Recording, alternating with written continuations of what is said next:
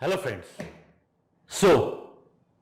अगर आप ये देख रहे हैं कि मुझे क्लोजिंग ऑफ फाइनेंशियल ईयर के एंड से पहले कुछ बातें समझनी है, किन बातों का मैं ध्यान रखूं कि जीएसटी का रिकंसिलिएशन इजी हो, आइए इस वीडियो के जरिए से हम समझते हैं कि किन बातों का हम ध्यान रखेंगे आउटवर्ड की लायबिलिटी से रिलेटेड और मेरी आईटीसी से रिलेटेड। इन दो बातों के ऊपर अब हमारा मेन फोकस रहेगा।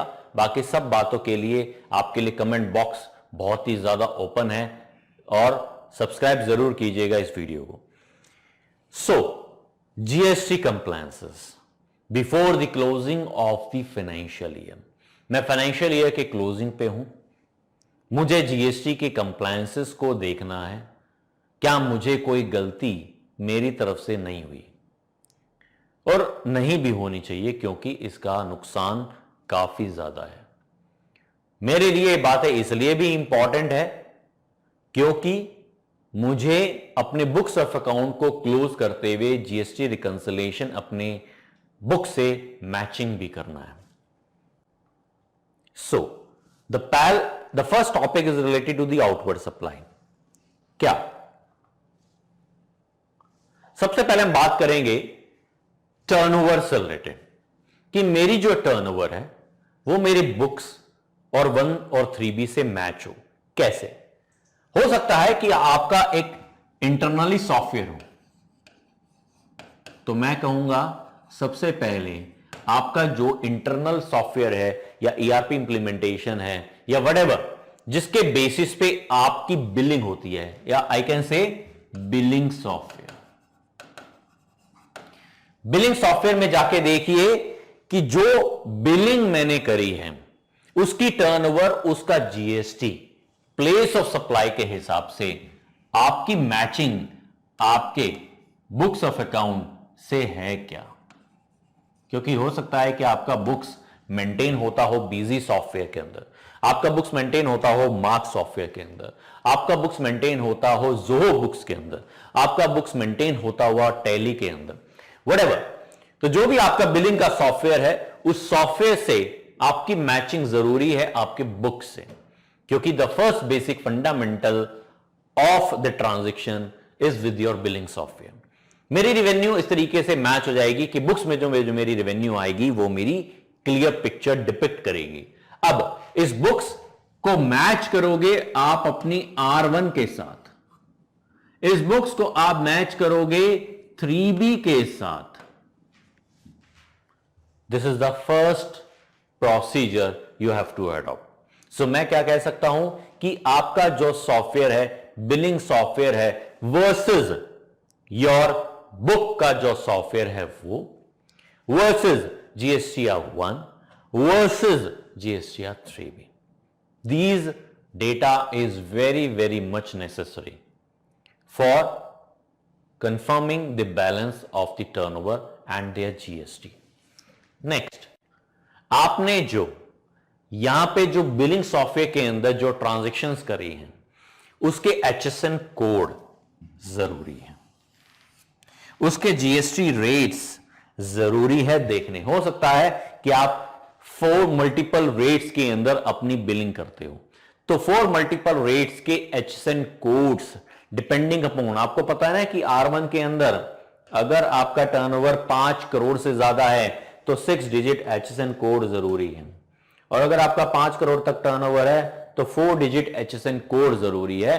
तो उस HSN कोड के हिसाब से जो जीएसटी रेट्स आप डिफाइन कर रहे हैं वो आपके बिलिंग सॉफ्टवेयर के अंदर डिपिक्ट करती हो, आपके 1 के अंदर जीएसटीआर 1 के अंदर भी करती हो, आपके बुक्स ऑफ अकाउंट के अंदर भी वो करती हो, क्योंकि मैंडेटरी थिंग है, मैंडेटरी कंप्लायंसेस है। नेक्स्ट थिंग, आपका टर्नओवर 10 करोड़ से ज्यादा है, कितना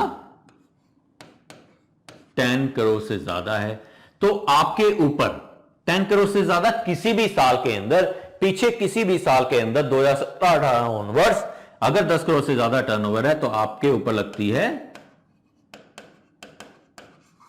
ई invoicing. E invoicing is just a electronic way of the invoicing.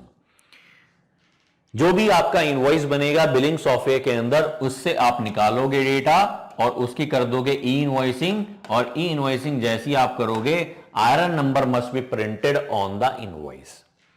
अगर आईआरएन नंबर है तो आपका इनवॉइस वैलिड है, अगर आईआरएन नंबर नहीं है तो आपका इनवॉइस वैलिड नहीं है। सामने वाले को भी क्रेडिट डिनाई हो सकता है एज पर द रूल 48।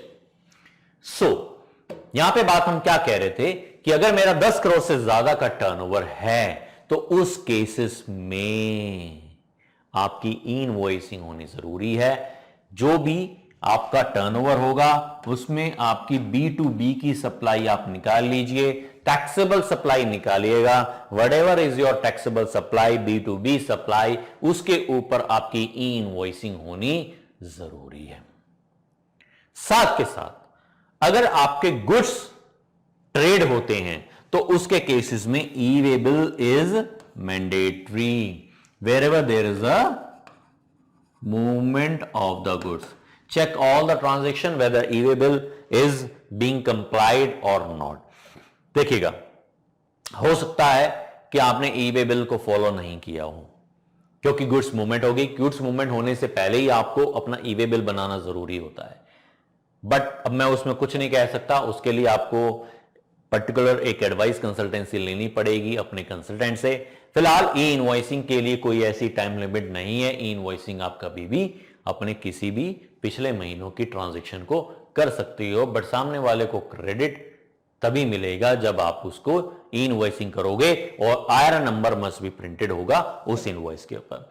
सो दोस्तों, आउटवर्ड सप्लाई से रिलेटेड मेरे सामने क्या चीज आ गई कि मेरा रिकंसिलिएशन होना चाहिए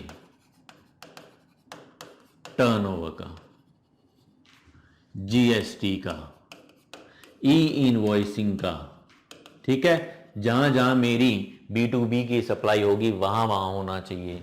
ई वे बिल मुझे देखना है, HSN कोड मुझे देखना है, जीएसटी रेट्स मुझे देखने हैं, ठीक है।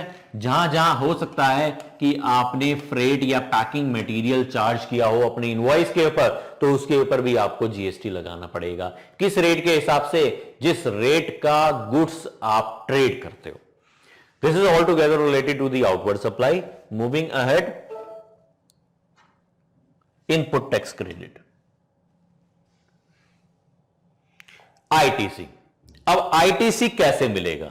सबसे पहले चीज इस बात को समझना कि आईटीसी लेने के लिए मुझे सेक्शन 16 की कंडीशन को, सेक्शन 17 की कंडीशन को, सेक्शन 18 की कंडीशन को ध्यान में रखना पड़ेगा। इसके अलावा मैं कहीं भी बाहर नहीं जा सकता। ये जो आपकी कंडीशन आईटीसी के लिए ये सेटिस्फाई करेगा, ये आपके बुक्स ऑफ अकाउंट के अंदर सेटिस्फाई करते हुए आपके आईटीसी की अवेलमेंट के अंदर होना चाहिए। अब इस बुक्स की मैचिंग मैं किससे करूंगा? मैं मैचिंग करूंगा 2B के हिसाब से। 2B में देखूंगा जो मेरा एलिजिबल डेटा है, क्या उतना ही मैंने अपनी 3B के अंदर क्रेडिट लिया है या उससे ज्यादा लिया है या उससे कम लिया है? That credit to be check. It means books versus GSTR 3B versus GSTR 2B। आपको पता है कि 1 जनवरी 2022 ऑनवर्ड्स आपको क्या चेक करना है? 2B चेक करना है। सो 2B is the only thing from where you can check your ITC and only the eligible ITC. Now, next is related to the section 16 के अंदर ही 16(4) की बातें, इनएलिजिबल क्रेडिट, ब्लॉक क्रेडिट 17(5) की बातें, and reversal of ITC depending upon the rule 42 and 43। ये सारी बातें इसलिए जरूरी है, अगर आपने अपने सप्लायर की 180 डेज के अंदर पेमेंट नहीं करी तो आपको रिवर्सल करना पड़ेगा। साथ के साथ कोई ऐसा आईटीसी, फॉर एग्जांपल आपने कोई ऐसा व्हीकल परचेज किया जिसका क्रेडिट आपको नहीं मिलेगा, उसका क्रेडिट आपको रिवर्सल करना पड़ेगा। वो क्रेडिट ब्लॉक है। रेंट ए कैब ब्लॉक है। उस तरीके से आपको you can say the food and food related item वो ब्लॉक है। सिविल कंस्ट्रक्शन सर्विस वो ब्लॉक है। तो ऐसे मल्टीपल सर्विसेज है कि आपने गुड्स डिस्ट्रीब्यूट किए एज अ फ्री सैंपल, वो ब्लॉक है, तो वो सारे के सारे क्रेडिट आपको इन एलिजिबल के थ्रू रिवर्सल करने होंगे। साथ के साथ रिवर्सल, मैं कोई ऐसा आईटीसी यूज करता हूं जो एग्जेम्प्टेड और टैक्सेबल के लिए है, मैं कोई ऐसा आईटीसी यूज करता हूं वो एग्जेम्प्टेड और टैक्सेबल के लिए है, प्रोपोर्शन बेसिस पे एज पर रूल 42 और 43 मुझे उस क्रेडिट का रिवर्सल करना जरूरी है। तो ये बातें मैंने ली for the purpose of availing and utilisation of the credit, और ये मैंने कही कि for the purpose of reversal of ITC. ये आपको डेटा 3B के अंदर टेबल नंबर 4B के अंदर मिल जाएगा और 4B का 4A के अंदर मिल जाएगा, और ये आपको टेबल नंबर 4B के अंदर ये डेटा आपको दिखाई दे जाएगा। कंपैरिजन आपको करना है books versus 3B versus 2B का। Next and the most important thing is know your supplier. क्यों? आगे आने वाले समय में इस तरीके का आर्टिकल और बुक आपको मेरी तरफ से दिखाई देगा। नो योर सप्लायर, सप्लायर को कैसे जानो, सप्लायर को कैसे पहचानो, क्योंकि ये जीएसटी ने हमें सिखा दिया है कि अगर सप्लायर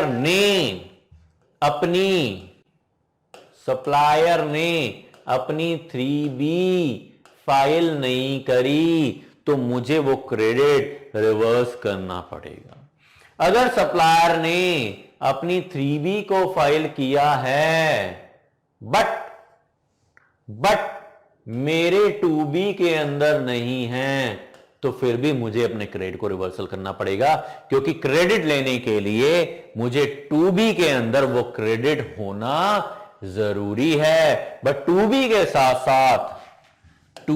साथ साथ 3B भी होना जरूरी है। ये दोनों चीजों को एक साथ लेके चलना पड़ेगा। सप्लायर को जानना पड़ेगा। सप्लायर को जानने के लिए आपको एक ऑप्शन दिखाई देता है पोर्टल पे, सर्च टैक्स पेयर का। सर्च टैक्स पेयर में जाइए, पैन नंबर पुट कीजिए सप्लायर का, जीएसटी नंबर पुट कीजिए सप्लायर का, व्हाटएवर इज योर अवेलेबल, उसके बेसिस पे चेक कीजिए कि उसने अपनी 3B टाइम पे फाइल करी है क्या, उसने अपनी GSTR1 टाइम पे फाइल करी है क्या, उसका रजिस्ट्रेशन एक्टिव है क्या। मोस्ट इंपॉर्टेंट थिंग है इस चीज को समझना, इस चीज को जानना, क्योंकि सप्लायर अगर एक्टिव रहेगा तो क्रेडिट आपको मिलेगा। सो यही बातें आपको जाननी है। At the end compliances GST से related at the end of the financial year, आपको कोई इसके अंदर और भी आपको पॉइंट्स लगते हैं, नीचे दिए गए कमेंट बॉक्स में आप लिख सकते हैं और मुझसे सवाल पूछ सकते हैं। Thank you for watching.